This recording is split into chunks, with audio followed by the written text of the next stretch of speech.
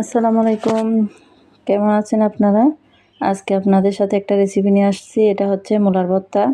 মূলা তো অনেকে পছন্দ করেন না ঘরে। তো এইভাবে ভর্তা বানিয়ে একবার খেয়ে দেখবেন, সবাই পছন্দ করবে।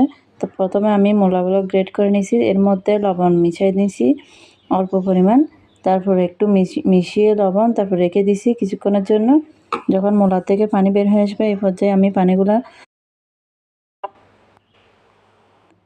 তো এখন দেখেন মূলার পানি বের হয়ে আসছে চিপে নেওয়ার পর।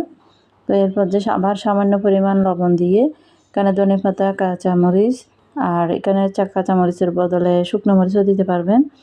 তারপর পেঁয়াজ, সরিষার তেল দিয়ে ভালোভাবে মেখে নিচ্ছি। কষলায় মাখতে হবে, না হলে পেঁয়াজ নরম না হলে ভর্তাটাও মজা লাগবে না। তারপর মূলার সাথে এগুলো মিক্স করে নিব। তো ওই মজা অনেক মজার একটা সেই স্বাদ সেই মজা এই মূলার